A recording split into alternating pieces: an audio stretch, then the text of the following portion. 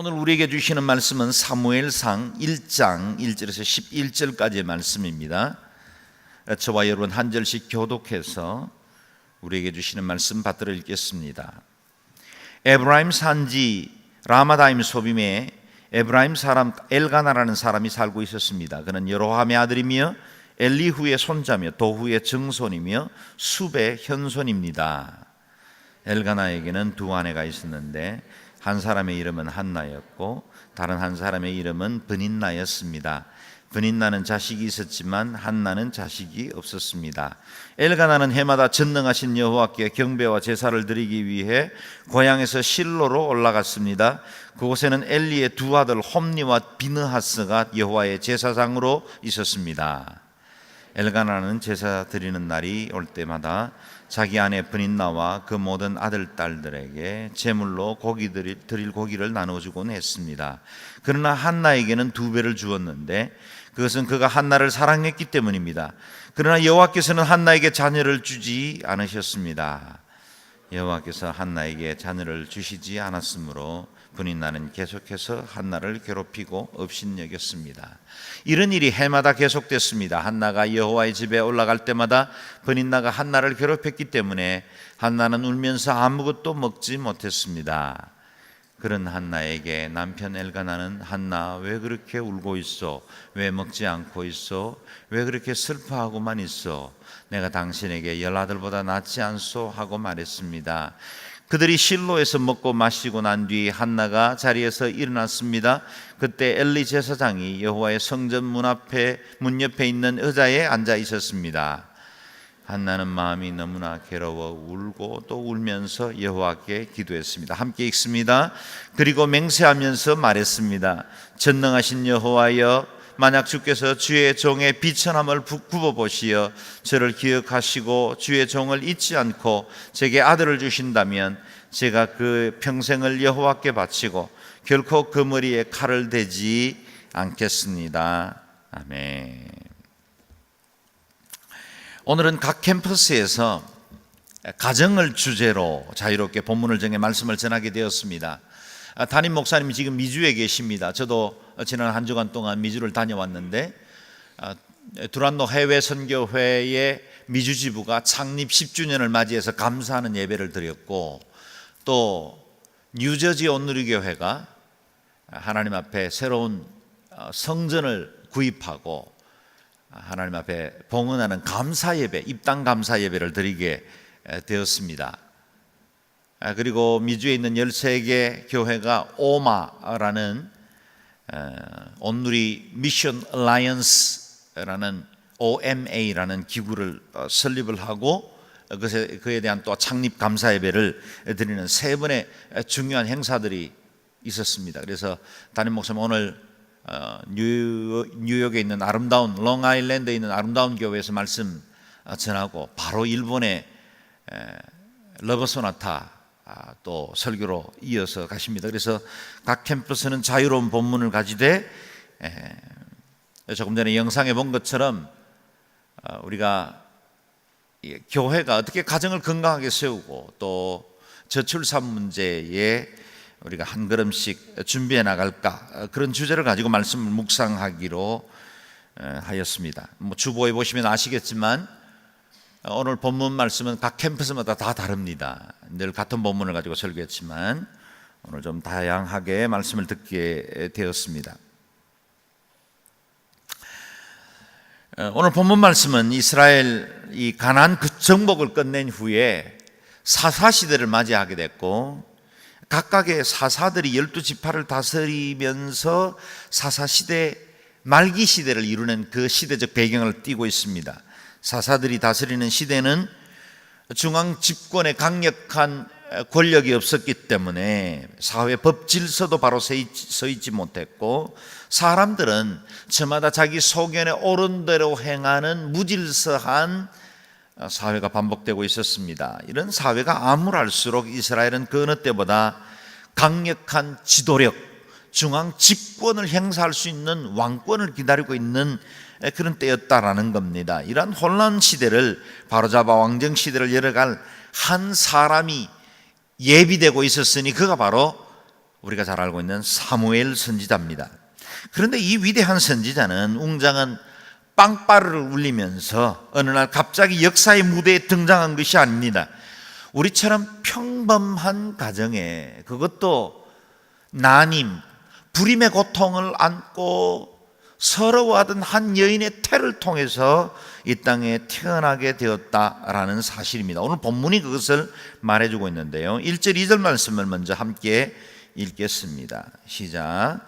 에브라임 산지 라마다임 소빔에 에브라임 사람 엘가나라는 사람이 살고 있었습니다. 그는 여로함의 아들이며 엘리후의 손자며 도후의 정손이며 숲의 현손입니다. 엘가나에게는 두 아내가 있었는데 한 사람의 이름은 한나였고 다른 한 사람의 이름은 버닌나였습니다. 버닌나는 자식이 있었지만 한나는 자식이 없었습니다. 이스라엘 땅 중부에 위치한 에브라임 산지에 엘가나라는 사람이 살고 있었다라는 겁니다. 그런데 1절에 보면 이 사람의 조상들의 이름이 몇몇이 나열되는 것을 보게 됩니다. 이렇게 여러 이름들을 나열하는 이유는 그의 혈통이 레위인의 지파 가운데 있었다. 레위 지파에 속한 사람이다 라는 것입니다. 이 사람 엘가나에게는 두 아내 한나와 버닌나가 있었습니다. 형제 여러분, 너무 부러워하지 마십시오. 당시에는 중첩이 자연스러운 시대였지요. 아내가 둘 있다는 말은 여러 가지 복잡한 배경을 암시합니다. 더구나 한 아내에게는 자식이 있었지만 다른 한 아내에게는 자식이 없었다고 합니다.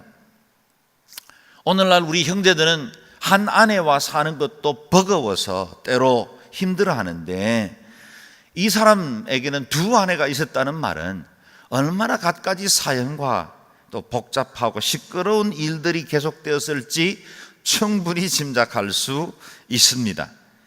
그럼에도 불구하고 이 엘가나는 레위인답게 예배하는 일에는 언제나 성실한 사람이었다라는 겁니다. 3절 4절을 같이 읽겠습니다. 시작. 엘가나는 해마다 전능하신 여호와께 경배와 제사를 드리기 위해 고향에서 실로로 올라갔습니다. 그곳에는 엘리의 두 아들 홈니와 비느하스가 여호와의 제사장으로 있었습니다. 엘가나는 제사 드리는 날이 올 때마다 자기 아내 브닌나와 그 모든 아들 딸들에게 제물로 드릴 고기를 나누어 주곤 했습니다. 당시에는 아직 예루살렘 성전이 건축되기 전이었기 때문에 이스라엘 백성들을 광야에서 40년 동안 이끌어내올 때 앞서 행하던 이 회막, 이 성막과 법궤는 실로라는 지역에 머물러 있었고, 이스라엘 백성들이 율법에 정한 대로 1년에 3차 중요한 절기가 되었을 때 12세 이상의 모든 이스라엘의 남자들이 여호와께 보일지니라, 그래서 예배드리러 갈 때는 예루살렘이 아닌 실로로 모여들고 있었다라는 겁니다. 당시에 홈니와 비느하스라는 엘리의 두 아들이 성막에서 제사장 직무를 수행하고 있었다라는 시대적 배경도 설명하고 있습니다. 엘가나는 경건한 가장이었습니다. 절기가 되면 모든 가족들을 데리고 하나님의 성막이 있는 실로로 올라갔고, 아내와 그 자녀들에게 각각 제사 드릴 수 있도록 제물을 나누어 주었다라는 말로 예배를 독려하는 가장이었다라는 사실을 알게 됩니다. 경건한 가장은 그 무엇보다 온 가족이 바른 예배자가 되도록 이끌어주는 사람입니다. 어떻게 경건한 가정을 세울 수 있습니까? 우리가 오래 표하고 있는 어떻게 건강한 가정을 세울 수 있을까요? 그것은 바로 예배하는 가정을 만드는 것입니다. 자녀들에게 바른 예배를 가르치고 인격적으로 하나님을 만나게 하는 것보다 더 훌륭한 가정, 건강한 가정은 없습니다. 자녀들이 육체적으로 여러 가지 필요한 것들을 공급하는 것도 아버지에게는 중요한 사명이지만, 아버지가 감당해야 할 최고의 사명은 신앙 전수자의 역할이다라는 것입니다. 신앙 전수자의 역할입니다. 그래서 아버지가 되었다라는 것은 공급자이면서 동시에 인도자가 되어야 합니다. 아버지는 우리 자녀들에게 필요한 그 모든 것들을 공급하는 사람이면서 그들을 하나님께로 인도하는 목자의 역할을 감당해야 한다는 겁니다. 이 세상 가치관, 그 어떤 세계관보다 바른 믿음을 전해주는 것이 아버지의 역할입니다. 이와 같이 모범적인 가장이었던 엘가나도 아내들을 대하는 일에는 미숙했던 것 같습니다. 만약 그때 아버지 학교가 있었다면 결코 중첩하지 않았을 거고 이같이 아내들에게 편애하는 일은 없었을 텐데 그에게 이와 같이 아버지를 대하는 훈련들이 미숙했기 때문에 그 가정에 시끄러운 일들이 일어나게 되었습니다. 5절 6절 말씀을 같이 읽겠습니다. 시작. 그러나 한나에게는 2배를 주었는데 그것은 그가 한나를 사랑했기 때문입니다. 그러나 여호와께서는 한나에게 자녀를 주시지 않으셨습니다. 여호와께서 한나에게 자녀를 주시지 않았으므로 브니나는 계속해서 한나를 괴롭히고 업신여겼습니다. 여호와께 드릴 제물을 한나에게는 2배를 주었다 그랬습니다. 이유는 단순했습니다. 한나를 더 사랑한 거죠. 어떻게 보면 속 깊은 남편 아니겠습니까? 브니나는 아들, 딸들이 있다고 본문은 말하고 있습니다. 자녀들을 많이 가졌습니다. 부족할 것이 없죠. 그러나 한나는 자녀가 없기 때문에 더 큰 사랑과 배려가 필요했습니다. 그래서 한나에게는 2배 재물을 주므로 그 박탈당한 결핍된 마음을 조금이라도 더 채워보고 싶어하는 남편의 배려였다는 겁니다. 그러나 사랑을 표현해도 표신하지 않게 해야 하는데 한나에 대한 편애는 브니나의 시기심에 불을 지르게 만들었다라는 겁니다. 브니나의 입장에서 보십시오. 자녀가 없는 가정에 시집 와서 아들, 딸들을 낳아주었습니다. 무너져가는 가문을 세운 공로가 있는 아내이지요. 그런데 이 같은 아내에게 자신에게는 형식적으로 대하던 남편이 한나에게는 표가 날 만큼 사랑하고 그 편애를 드러내면 거기에 대해서 분노하지 않을 아내가 어디 있겠습니까? 엘가나의 태도는 두 아내 사이를 더욱더 악화시키고 말았습니다. 그래서 이 브닌나가 사랑에 굶주린 마음을 정으로 바꿔서 남편인 엘가나가 아니라 오히려 한나에게 더 쏟아부었다라는 겁니다. 한나를 더 괴롭히는 결과가 매년 제사 드릴 때마다 이루어지게 되었습니다. 이 불편한 관계는 하루 이틀에 끝나지 않았죠. 7절 말씀을 읽겠습니다. 시작. 이런 일이 해마다 계속됐습니다. 한나가 여호와의 집에 올라갈 때마다 브닌나가 한나를 괴롭혔기 때문에 한나는 울면서 아무것도 먹지 못했습니다. 2배를 받으면 뭐합니까? 마음이 괴로워서 그 입이 음식을 받아들이지 못하고 있습니다. 이 브닌나와의 불편한 관계는 매년 여호와의 집에 올라갈 때마다 더욱더 심해졌습니다. 평소에도 이 불편함이 없지 않았겠지만 여호와의 전에 올라가는 그 길, 그 여정에 온 가족이 함께 이동했을 겁니다. 시간을 함께 보내야 하는 것들이 많아졌을 것이고 또 자녀를 가진 이 브닌나가 아이들과 함께 예배하면서 은근히 한나를 멸시하고 무시하는 그런 눈초리를 보낼 때마다 한나의 마음은 무너지고 있었다는 겁니다. 함께 보내는 시간이 많을수록 고통도 더 커졌습니다. 가끔씩 우리들의 가정에도 모처럼 맘 잡고 여행 가서 싸우다 돌아온 부부들 많이 있지요. 평시에는 남편도 바쁘고 아내도 서로 만날 시간 별로 없다가 24시간 같이 여행하고 다니다 보면 서로의 그 작은 불편했던 행동도 드러나게 되고 한마디 한 게 예민해져서 상처받고 그래서 즐겁게 가족의 화목을 도모하기 위해서 떠난 여행에서 돌아올 때는 서로 얼굴을 보지 않는 그런 가정. 그런 일들은 저희 부부에게만 있었던 일입니까? 아니면 여러분에게도 있습니까? 한나와 브닌나도 어쩔 수 없이 함께 여행하고 함께 시간을 보내는 것들이 많다 보니까 그동안 잘 숨겨두었던 상처가 표면으로 드러나고 불편한 감정들이 예리한 칼날처럼 서로를 찌르고 있었다는 겁니다. 그것이 얼마나 심했던지 개역 성경 번역본에는 그 대적 브닌나가 그랬어요. 대적 브닌나가 enemy 그랬어요. enemy, 원수 같은 브닌나, 그런 뜻입니다. 여러분, 우리 삶에도 이런 일은 자주 일어나죠. 평상시에 별일 없이 잘 지내다가도 예배만 드리려고 하면 방해자가 나타나지 않습니까? 예배 방해하기가 가장 좋은 시간은 주일 아침이죠. 그날따라 아내가 꾸물거리고 옷 입고 멀쩡히 나오다 여보 이 옷 좀 안 어울리지? 그러고 다시 들어가요. 그러면 현관에서 기다리는 남편의 마음이 부하가 치밀어 오르지요.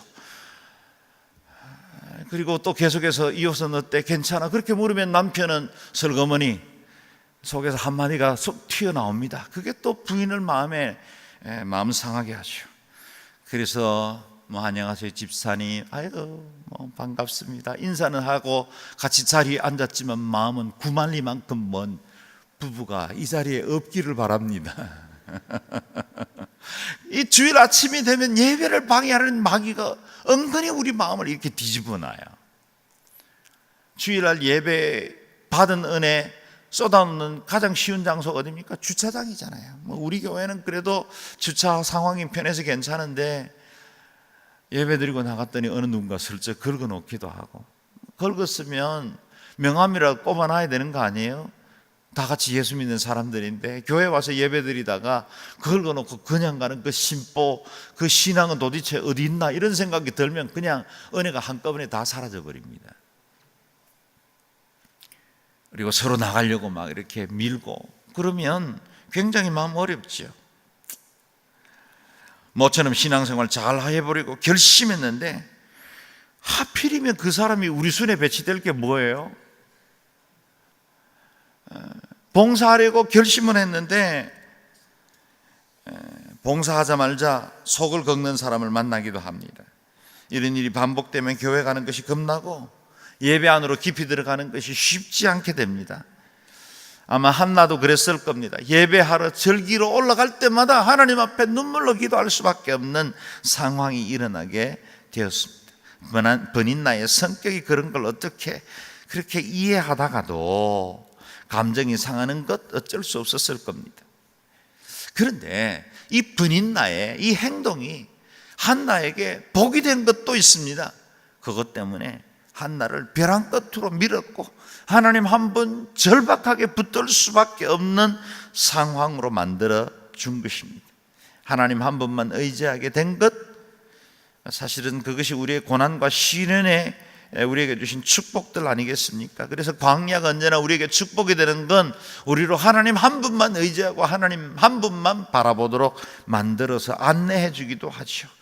사랑하는 여러분, 우리에게 일어난 모든 일에는 우연이 없습니다. 혹 우연처럼 가장되었다 할지라도 하나님은 그 모든 것들을 합력하여서 선을 이루고야 마시는 분이십니다. 이와 같이 어려웠던 마음, 그것을 격려하는 따뜻한 남편의 마음, 그것이 오늘 본문에 기록되어 있습니다. 8절 9절 말씀을 같이 읽겠습니다. 시작. 그런 한나에게 남편 엘가나는 한나 왜 그렇게 울고 있어? 왜 먹지 않고 있어? 왜 그렇게 슬퍼하고만 있어? 내가 당신에게 10아들보다 낫지 않소? 하고 말했습니다. 그들이 실로에서 먹고 마시고 난 뒤 한나가 자리에서 일어났습니다. 그때 엘리 제사장이 여호와의 성전 문 옆에 있는 의자에 앉아 있었습니다. 이 멋진 남편을 보십시오. 왜 그렇게 슬퍼하고만 있어? 무슨 말입니까? 우리가 서로 사랑하는데 뭐가 더 필요하겠어? 아들 없어도 괜찮아요. 여보, 나는 당신 자신 그 자체를 사랑해. 이런 말은 받아 적고 외워야 돼요. 그리고 우리 남편들이 자주 우리의 삶에서 이런 이야기들을 해야 합니다. 이런 말만 잘해도 반찬이 달라지고 인생과 가정이 행복해지는데 왜 이런 거 안 해요? 저는 보리문디로 태어나서 그렇지 못한 가정에서 성장했지만 하나님의 말씀으로 변화받아 새 사람이 되었어요. 그래서 하루에도 10번 정도씩은 아내에게 사랑한다고 고백하는 남편이 되었습니다. 할렐루야. 목사를 본받아. 여러분, 사랑한다고 고백하면 싸울 일이 뭐 있겠어요?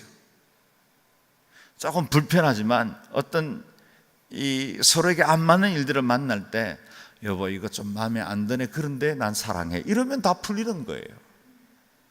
이 놀라운 비결. 더구나 이 일은 돈도 안 들어요. 밍크코트 사주려고 해보세요. 얼마나 비싸요. 좋은 핸드백 하나 사주려고 그러면 너무 비쌉니다. 그런데 이건 돈도 안 들고 가정을 그리고 아내를 행복하게 만들어주는 비결입니다. 엘가나는 진짜 말을 잘했어요. 내가 당신에게 10아들보다 낫지 않소. 이 남편들은 이럴 때 진짜 은혜를 받아야 되는데, 우리 중에 형제들이 목사님 요즘 이 정도 하지 않고 버티는 남편이 어디 있겠습니까?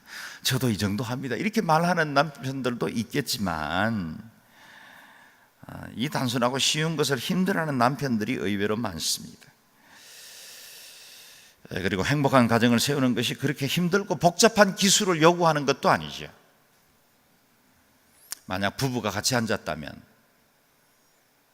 옆에 있는 아내와 남편의 손을 한번 잡아보십시오. 부부가 같이 앉았다면 잡으세요. 왜 신혼부부만 잡습니까? 다 잡으세요. 그리고 고백하십시오. 여보 사랑해요.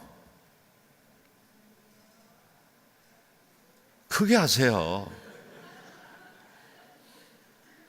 딸이 옆에서 지켜보고 있잖아요. 크게 하세요. 여보 사랑해요. 네, 사랑해요. 이렇게 고백하면 됩니다. 특별히 안 장로님 자주 고백할 수 있기를 바라요. 잘 못한다는 이야기를 제가 들었습니다.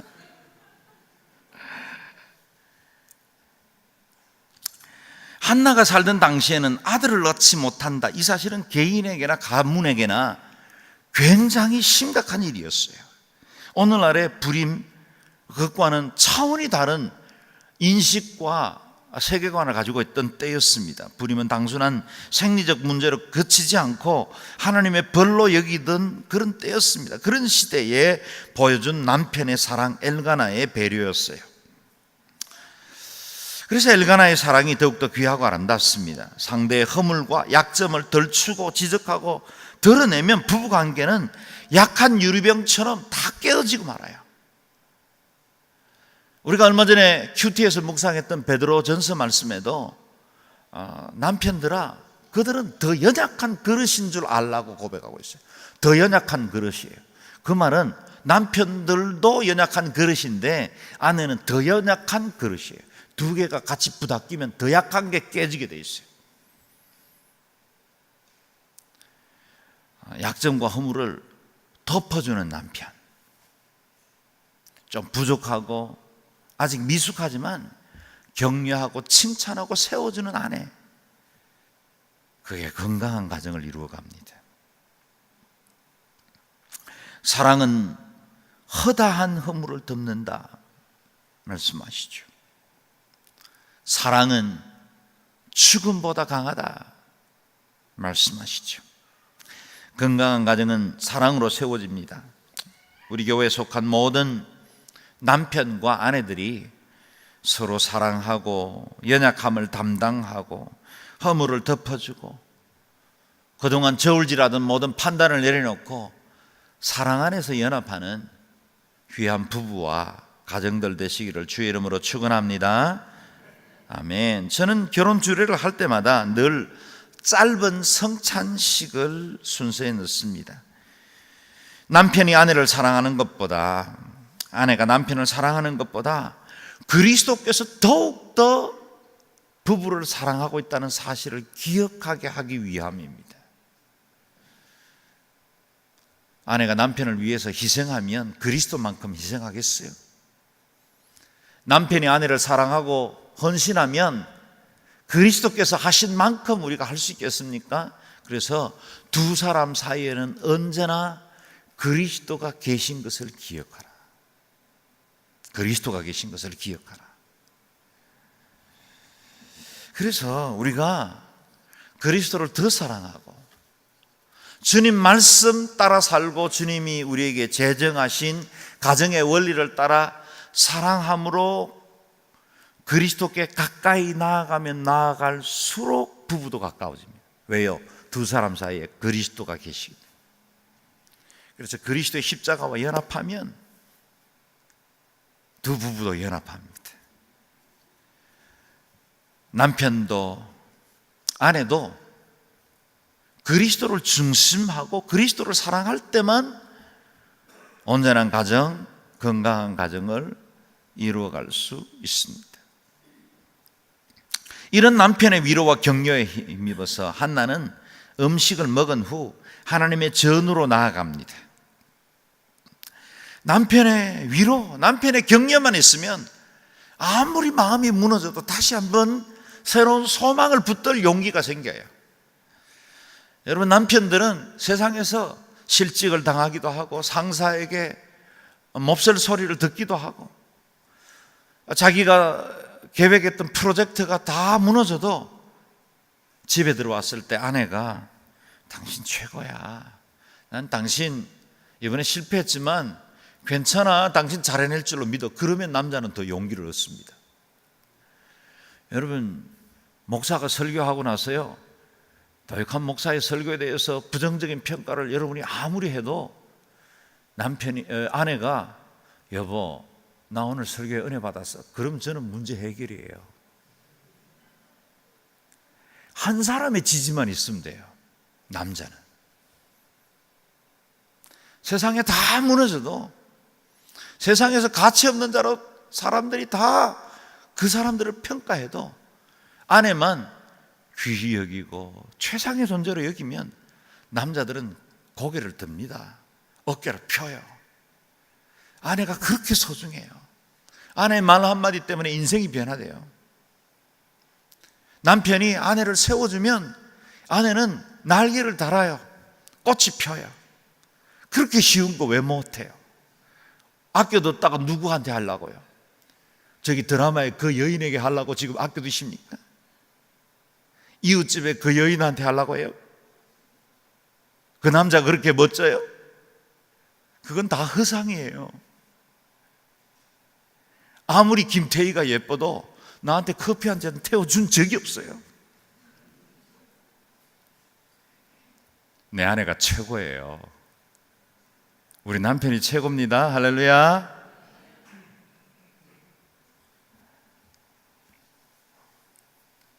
자유본분을 주신 하나님께 감사드리고 있어요. 제가 언제 이런 설교 해보겠어요? 본문 따라 하니까 이런 설교 잘 하기가 힘든 온누리교회에.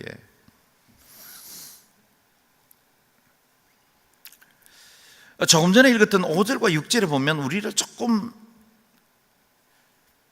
궁금하게 하는 본문이 나와요. 여호와께서 한나에게 자녀를 주지 않으셨다는 말씀입니다. 이 말씀은 좀 더 해석이 필요한 부분입니다. 우리 중에도 자녀를 갖기 원하지만 자녀를 갖지 못하는 불임, 난임 가정들이 많이 있죠. 한 산부인과 성도로부터 들은 이야기에 따르면 10가정 중에 적어도 2-3가정은 요즘 난임과 불임이라 그래요. 결혼이 늦기도 하고 또 환경이나 요즘 우리가 먹는 음식들이 예전과 같지 않기 때문에 그와 같은 임신의 어려움을 겪고 있는 가정들이 많이 있습니다. 그래서 이 오늘의 본문, 이 한나에게 주셨던 이 말씀을 오늘날의 난임과 불임에 단순 적용하는 것은 큰 무리가 있습니다. 하나님께서는 어떤 가정에도 자녀가 없는 것을 원치 않습니다. 결혼한 가정을 통해 생육하고 번성하며 땅에 충만하기를 원하시는 것이 하나님의 계획이라는 걸 우리가 성경을 통해서 잘 알기 때문입니다. 그렇다면 오늘 본문을 어떻게 해석해야 할까요? 하나님께서 한나에게 자녀를 주시지 않았다는 말씀은 하나님께서 한나에게 의도적으로 자녀를 주시지 않았다기보다는 한나의 불임에 분명한 하나님의 뜻이 숨어 있었다라는 겁니다. 하나님의 뜻이 숨어 있었다. 하나님께서 이스라엘의 새 시대를 열어갈 사무엘이라는 위대한 한 지도자를 준비시켜 나가는 과정으로 한나의 사모함과 기도를 사용하셨다라는 겁니다. 여러분 기억하실 겁니다. 하나님께서는 종종 위대한 믿음의 가정에 충분한 기도를 채우고 나서야 자녀를 주셨지요. 아브라함과 사라의 가정이 그랬고, 야곱의 사랑을 받았지만 자녀를 얻지 못하다가 요셉을 낳았던 라헬이 그러했습니다. 난임 여성이었죠. 세례 요한을 낳은 사가랴와 엘리사벳도 역시 난임 부부였습니다. 우리가 잘 알고 있는 대로 요즘 한국 사회는 저출산 문제가 심각합니다. 여러분 주보 간지에 나와 있는, 지금은 보지 마세요. 거기 보면 저출산 문제에 대한 분석이 나오고, 그리고 그것을 어떻게 우리 한국교회가 기도하고 문제를 해결해야 할지에 대한 우리의 그 노력이 필요하다는 도전이 나와 있습니다. 요즘은 산포, 취업, 결혼, 자녀, 이 세 가지를 포기하는 산포의 시대다. 우리 젊은이들 생각하면 정말 가슴이 아픕니다. 우리 베이비 부머 시대는 인구가 많았기 때문에, 인구가 폭발적으로 성장했기 때문에, 저는 대학 졸업할 당시에 취업 걱정을 한 우리 친구를 본 적이 없습니다. 누구든 취업할 수 있었습니다. 단지 자신이 더 원하는 직장에 대한 고민은 있었죠. 모든 사람은 취업할 수 있었어요. 그러나 지금은 인구 절벽 시대를 맞이했습니다.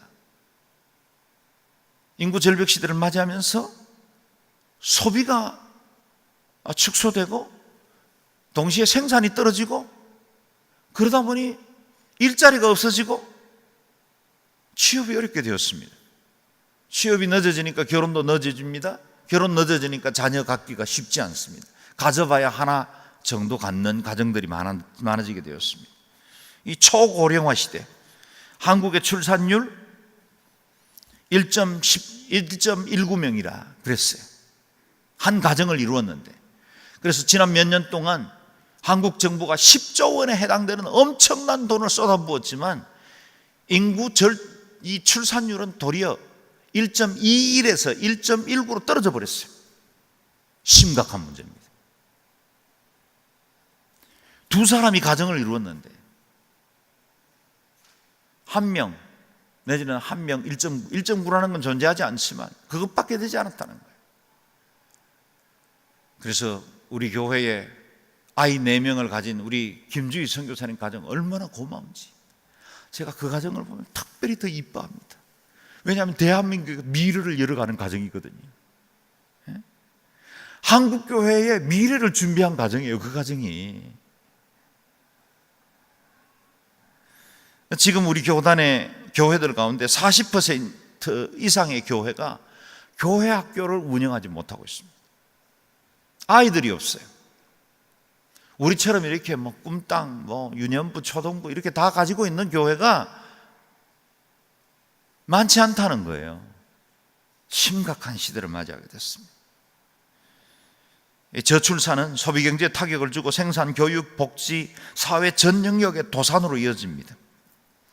그래서 오늘 본문에도 나오지만 데이비드 콜먼은 한국이 저출산 문제를 해결하지 못하면 인구 문제로 지구상에 사라질 첫 번째 국가가 될 것이다. 일본보다 더 출산율이 낮기 때문에 지구상에 사라질 2300년이 되면 지구상에서 사라질 첫 번째 국가 대한민국이에요. 그때는 나라가 사라져요.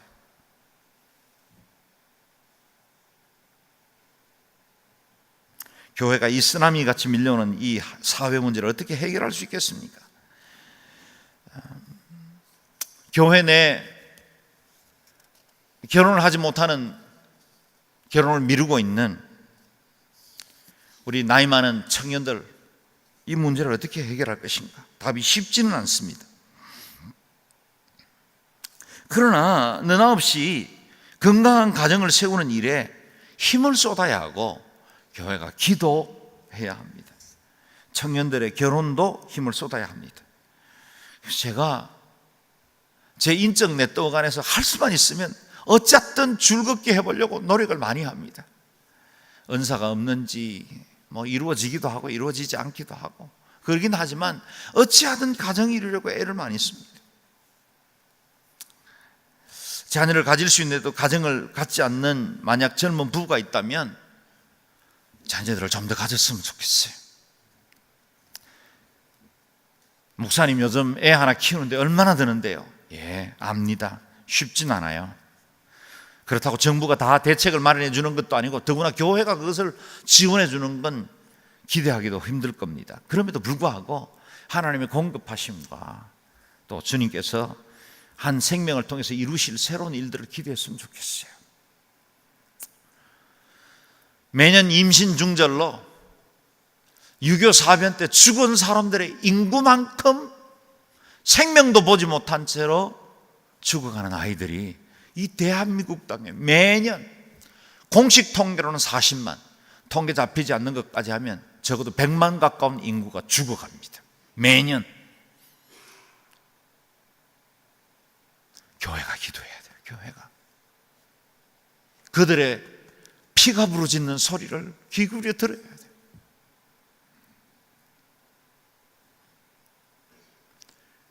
우리 한국 사회에 미혼모로 태어난 아기들이 한국 가정에 입양되지 않고 외국 가정에, 특별히 장애 아들은 정상화보다 6배나 많은, 4배나 많은 아이들이 외국으로 입양되고 있습니다. 심각한 문제를 맞이하고 있어요. 내 몸으로 낳은 아이뿐만 아니라 가슴으로 낳는 아이, 그 자녀들도 우리 믿음의 가정들이 맡아서 키워주시면 좋겠어요. 우리 교회도 몇 가정이 가슴으로 자녀를 낳아 예쁘게 기르고 있는 것 얼마나 이쁘고 얼마나 고마운지 모르겠어요. 함께 교회도 성도도 이런 일들에 앞장서야 하고 이 땅에 성경적 가정이 많이 세워질 수 있도록 우리의 믿음을 다음 세대가 이어갈 수 있도록 하는 일에 함께 헌신하고 기도해야 합니다. 한나 역시 하나님 앞에 눈물로 기도했고 서원의 기도를 드립니다. 오늘 우리도 이렇게 기도해야 할 거라 생각합니다. 10절 11절 같이 읽겠습니다. 시작. 한나는 마음이 너무나 괴로워 울고 또 울면서 여호와께 기도했습니다. 그리고 맹세하면서 말했습니다. 전능하신 여호와여, 만약 주께서 주의 종의 비참함을 굽어보시어 저를 기억하시고 주의 종을 잊지 않고 제게 아들을 주신다면 제가 그 평생을 여호와께 바치고 결코 그 머리에 칼을 대지 않겠습니다. 아멘. 한나는 온 마음을 다해 기도했습니다. 이 눈물의 기도는 서원의 기도가 되었습니다. 제게 은혜를 베풀어 아들을 주신다면 여호와께 바쳐 주의 일꾼 삼겠습니다. 만약 우리 대한민국에 처한 이 문제를, 이 한국교회가 앞으로 처할 이 교회 문제를 하나님 해결해 주신다면 우리가 주님 앞에 영광 돌리는 교회로 다음 차세대로 세워나가겠습니다. 그런 서원의 기도가 필요하지 않을까요? 과연 한나의 기도는 응답받았습니다. 19절 20절 같이 읽겠습니다. 시작. 다음 날 아침 그들은 일찍 일어나 여호와 앞에 경배하고 라마의 집으로 돌아갔습니다. 엘가나는 자기 아내 한나와 잠자리를 같이 했고 여호와께서는 한나를 기억하셨습니다. 한나는 임신을 했고 때가 되자 그녀는 아들을 낳았습니다. 한나는 여호와께 구해 얻은 아들이라 해서 그 아이의 이름을 사무엘이라고 지었습니다. 아멘. 여호와께서는 한나를 기억하셨습니다. 여호와께서 저와 여러분의 기도도 기억하실 줄로 믿습니다. 아기를 낳지 못했던 한나는 임신을 했고 아기를 낳았고 사무엘의 이름에 고백된 대로 여호와께 구해 얻은 아들이라. 슈무엘, 여호와께 구하다. 그래서 얻은 아들이라 고백했다는 겁니다. 이 나라 이 민족 미래도 슈무엘 여호와께 기도한다. 우리의 기도가 필요한 때가 되었습니다. 마음이 슬픈 한 여자의 눈물을 변하여 기쁨이 되게 하신 하나님, 자녀 없던 한 여인의 태를 열어 이스라엘의 새로운 시대를 여는 지도자가 태어나게 하신 하나님, 그 하나님이 우리 한국교회 하나님이고 또한 우리 가정의 하나님인 줄로 믿습니다. 저와 여러분 기도함으로 우리 안에 있는 모든 문제들이 해결되어지고 우리 아픔을 괴롭고 힘들게 했던 문제들이 해결될 뿐만 아니라 이 나라 이 민족의 문제 미래도 복되게 하는 아름다운 기도가 저와 여러분과 우리 교회 안에 늘 차고 넘치시기를 주의 이름으로 축원합니다. 아멘. 같이 기도하겠습니다. 기도할 때 우리가 통성을 한번 기도합니다. 하나님, 우리의 가정들이 건강하게 세워지게 해주시고 주님, 우리 한국의 미래를 주님께서 복되게 해주시고 우리 교회에, 그리고 우리 한국교회에 젊은이들이 건강한 가정을 이룰 수 있도록 남녀간의 만남도 잘 이루어질 수 있도록 도와주시고 또 그리스도의 기뻐하시는 가정들 이루어 건강한 자녀들도 잘 생산할 수 있도록 도우시고 자녀 없는 가정에는 태도 열어주시고 한나의 기도처럼 우리 가정들에도 하나님 은혜가 임하게 하여 주시고 주님, 입양의 축복도 있게 하셔서 가슴으로 낳는 가정도 있게 해주시고 주님, 한국교회의 미래가 열릴 수 있도록 은혜 베풀어 주옵소서. 통성으로 기도하겠습니다.